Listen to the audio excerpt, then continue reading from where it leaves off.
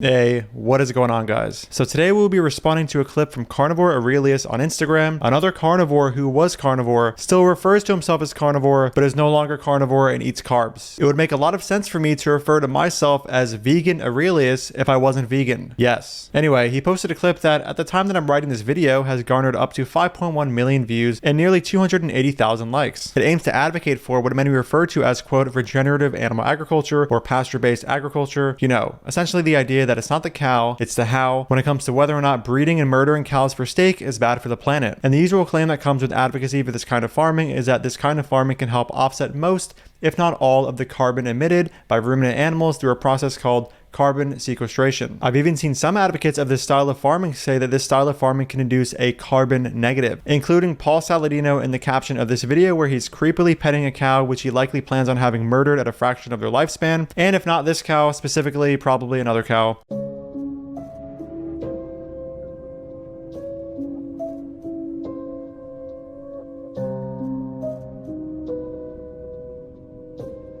Oh yeah, and as expected, there was no evidence provided in his caption. Amazing. Anyway, let's take a look at the clip from Carnivore Aurelius. Hey guys, just want to say something before we get on with the video. Just wanted to say that I have collaborated with Complement, which is a supplement company that provides vegan multivitamins, B12, things like that. So if you already buy these things and you want to support the channel in buying those things, you can now do that by clicking the link in the description. I'm not going to sit here and pretend like these are some magical supplements that you need beyond like the way that some of these other people shill supplements. It's just supplements that vegans probably should be having anyway. And if you want to support the channel in buying these supplements, you can do that now. And this is a great way to, in a way, be a patron for the channel, but through also getting yourself something as direct as a supplement. So just wanted to put that out there. The link for that will be in the description. One cow produces over 550 pounds of beef, 30 pounds of organs, and 100 pounds of fat. That is over 1 million extremely nutritious calories, meaning it can feed a family of 4 for over a year.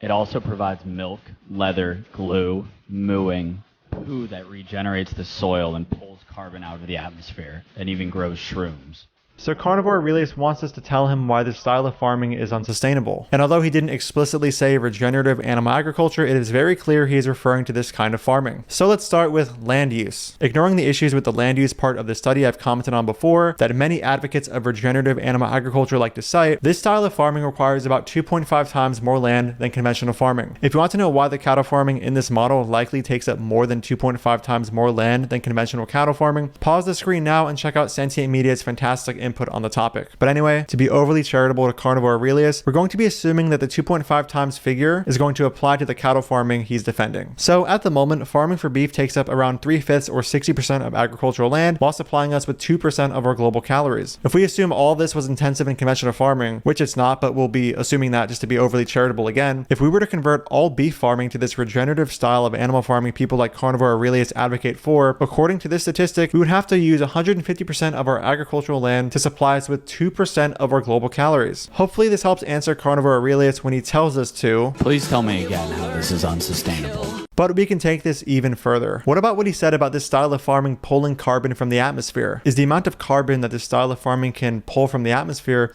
enough to offset the style of farming's emissions? Oh, and before we investigate this question, let's keep in mind that Carnivore Aurelius provided no evidence for any of his claims in his video. All he did was show some cow eating grass and some meat with some music. Man, aren't I glad that we have videos online making extremely strong empirical claims to audiences of over 5 million people without evidence. Anyway, this new study from last November aimed to elucidate the answer to the question, can soil carbon sequestration offset global ruminant emissions? And the reason this study is aimed at ruminant emissions is because the ruminant sector of animal farming is considered to be a major source of anthropogenic methane and nitric oxide emissions. In the introductory section of the study, the authors comment on the shortcomings of GWPs or global warming potentials because their methodology aims to overcome these shortcomings. Straight from the authors, and keep in mind this is a bit comprehensive but definitely important to understand when it comes to understanding why the authors chose the methodology they did. Furthermore, to sum the greenhouse gases into one number, most studies express their climate impact in CO2 equivalents, using the global warming potentials, GWPs. Equal carbon dioxide equivalent for different greenhouse gases implies equal integrated radiative forcing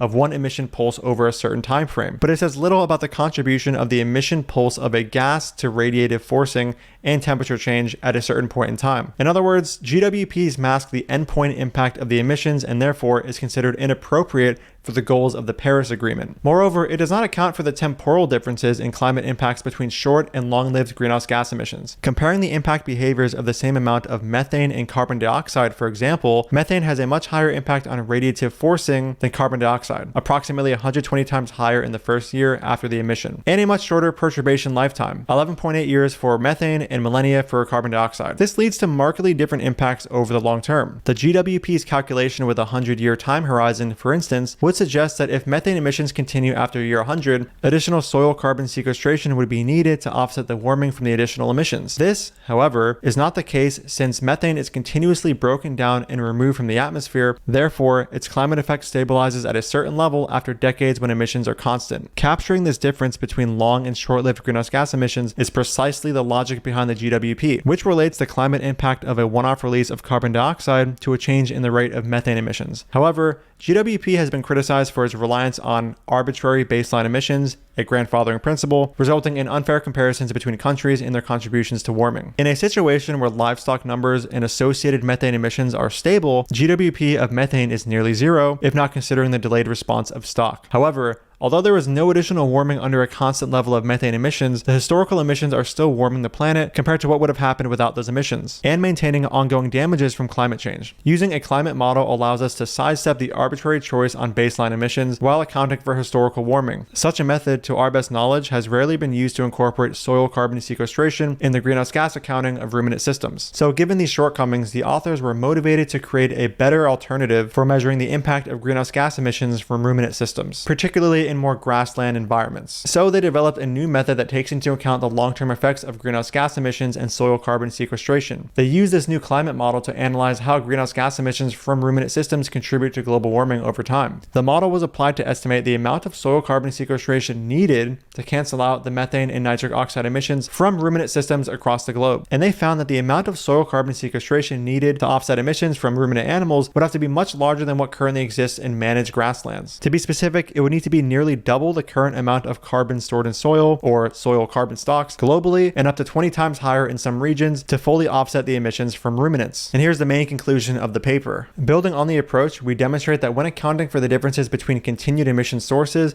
and sequestration of soil organic carbon, the claim that ruminant systems can have a negative annual greenhouse gas balance via soil carbon sequestration is overly optimistic and can be misleading, at least at a global or regional level. And just to quickly summarize some of the limitations of this study, the authors speak on the limitation of the temporal framing in the study favoring carbon sequestration. Their choice of a 100-year time frame favors the positive impact of carbon sequestration over the negative impact of greenhouse gas emissions, and therefore may not fully capture the effects of continuous methane and nitric oxide emissions. I think it's interesting to note that this limitation was actually in favor of carbon sequestration, yet the authors, while still including this limitation, couldn't find a good case for carbon sequestration in ruminant systems. And there's another limitation in favor of carbon sequestration. There was an assumption in the study of constant yearly greenhouse gas emissions from ruminants, which the authors describe as a simplified scenario because in reality, global numbers of animals farmed is projected to increase, leading to higher emissions which could further limit the effectiveness of carbon soil sequestration. There's also uncertainties regarding soil carbon stocks and sequestration rates and how they could potentially be influenced by factors like the extent of grasslands and soil depth. And lastly, the analysis relies on a simple linearized model, which may not accurately reflect global aggregated values. Although this video you're currently watching is only really talking about one study in regard to whether or not these systems can offset their own carbon emissions, I personally found that evidence supporting ruminant systems being able to take care of their own emissions to be quite weak. In a very comprehensive video I did covering animal agriculture and the environment, I go through Grazed and Confused, a massive report aiming to see if pasture-based ruminant systems have the potential to offset their own emissions. I'll have it linked in the caption of this video, but long story short, they don't seem to. Alrighty guys, that's the end of the video. Thank you so much for watching. If you support my work and want to get early access to it, you can click the link in the pinned comment and support me on Patreon. And if you don't know, I do have a book going over most, if not all, of the anti-vegan arguments you're going to hear online. If you want to get that as well, that'll be linked in the pinned comment. Lastly, there are 2 links below for vegan protein powder and vegan merch, both of which, if you purchase, will help support the channel. Thank you so much for watching, and I'll see you in the next video. Dude, Fuck off, I don't want anything to do with you. Don't ever speak to me again. You're a fucking piece of shit. even vegans don't get your weird, stupid wannabe sense of irony here. Who's your audience? Nobody gets these dumb jokes. Dude,